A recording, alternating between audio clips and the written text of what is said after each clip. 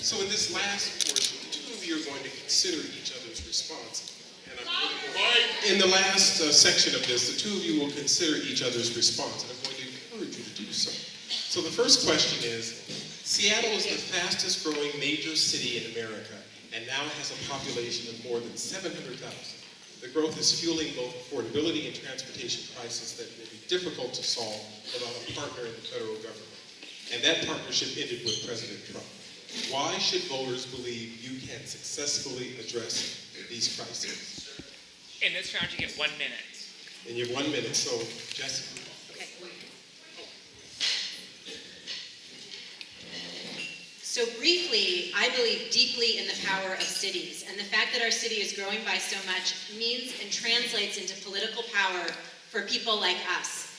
So for example, Pierce County and Seattle almost have the same population. When we redistrict, that's a good thing. So for those of you who care about electoral politics, it matters that people come and live here.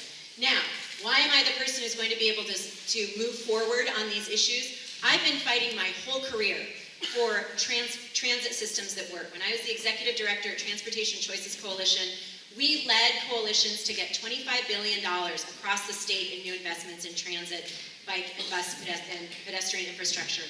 At the state level, I fought for Sound Transit 3, and we pushed Sound Transit to have some of the most innovative affordability tools in the country.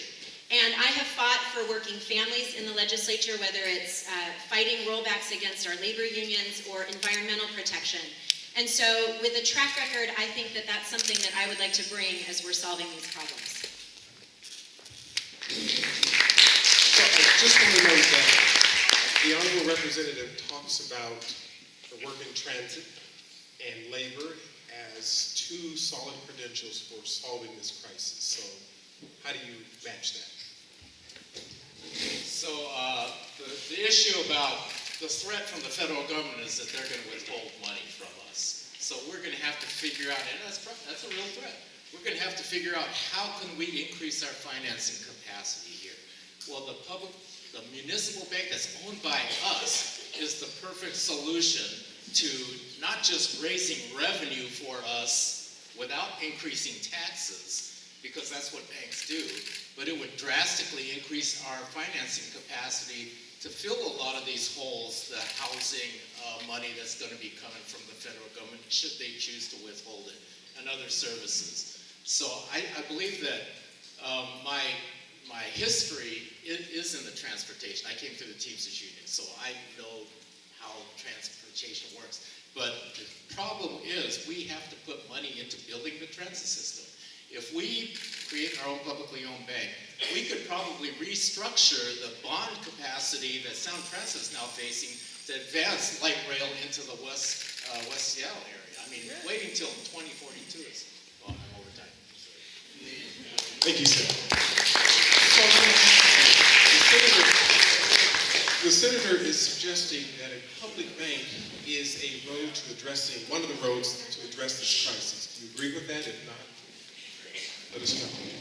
So I would give a huge amount of credit to Senator Hasegawa for being such a champion on this issue. And I think that the real key then is what is it that we're doing to move forward on it? And one of the key issues is how do we capitalize a public bank? And I think that I've worked on big infrastructure, big tax revenue projects over the course of my career, and the way you get to yes on things like that is by organizing, working with community activists, working with stakeholders across a variety of beliefs. And so I think that Senator Hasegawa has such a great idea, and the next step then is to really implement it and make it something that we do. And so I would love to work with you, I would love to work with him, and bring those real-world skills to delivering a fully capitalized state bank so that we're able to invest in our infrastructure, we're able to not have to pay those fees to big banks that are located in Geneva or New York or London. So I think that the idea is really great, and I think the next step then is to have that strategic plan to implement it.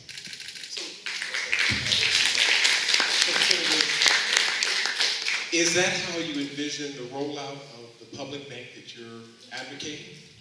So I've been working on this issue for quite some time. Earlier you asked, how would I work with the Republicans? Well, it might surprise you that I've actually got Tea Party supporters who believe in the bank.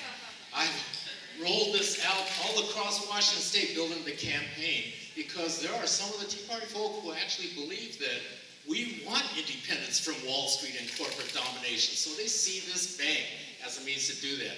I've been working on this program for quite some time, and I don't know if you know John Comerford, and there are other financial public financing experts who want to contribute to help put the plan together so we can get this thing up and running as expeditiously as possible.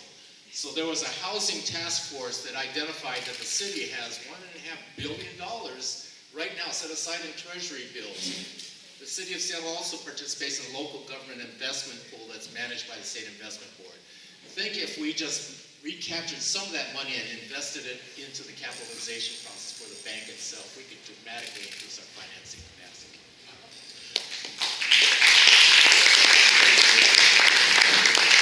I want to take this time to talk about food deserts. We ask a lot of our voters. Voters give at every levy that seems to hit the ballot. But I'm wondering if in addressing the food desert, if we haven't asked more of some of the more prominent stakeholders, for instance, like the larger grocery stores. So, how would you address food deserts? And we have one right here in the Del Ridge corridor, which is almost an embarrassment because where I live, there are like 5 grocery stores in a 5-mile radius, yet nothing in the Del Ridge corridor. So, I'll begin with you, Senator. What's your... Okay.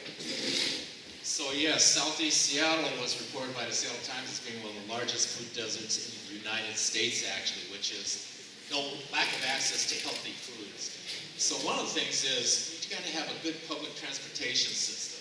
I mean, I'm all for supporting mom and pop grocery stores to start opening up in the neighborhoods. I mean, that'd be wonderful. I would fully support locally owned small businesses. But the easier way, I think, is to really build out our transit system so that people can get to where they need to go easily. So, you know, it's the problem with Del Ridge to where the stores are in California or whatever is that, you know, transit kind of goes north and south. It doesn't really go east and west. So if we build out our transit system to make it more convenient to go to where people want to go, I think that drastically increases the accessibility to healthy and affordable foods. Representative Farrell, so is transit the answer to addressing the food desert?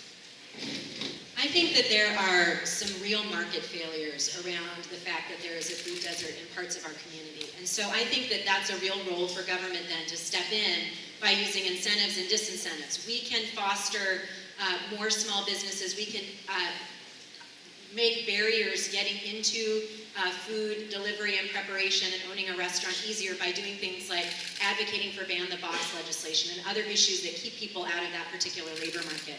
Secondly, we can make sure that there are more opportunities to grow food. There are some really great programs in our city that are bringing healthy foods in communities where there are food deserts. And then finally, that disincentive or that stick, that market stick that government should use on occasion when there's a market failure. And I do believe that we should be asking grocery stores, as we are potentially permitting new ones in this part of town, as we are permitting ones that may not be providing public benefits, we should be asking them to do that. And so there are policies that we can very deliberately take related to transit certainly too, but more broadly around fostering business climate and asking grocers to pay more.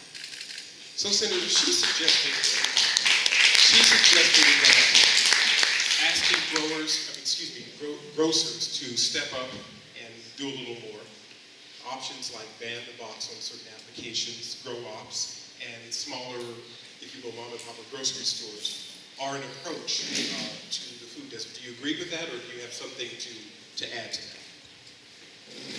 I think those are all good strategies. I don't think there's a one-size-fits-all cookie-cutter solution to this, but I do agree that there is a market failure because we've got big box stores moving in and sucking up all the retail capacity within huge swaths of area. So having some limitations maybe on the size of these things and forcing them to break down to smaller, more manageable community-based sizes might be an answer. I mean, there's lots of different solutions. So it's day one. You're in the office. What's the one thing you're going to do to sort of put in motion resolving food deserts? So I named 3 different approaches. And so number 1, I would want to make sure that we have a full review of city regulations as they relate to barriers for people getting into business around that.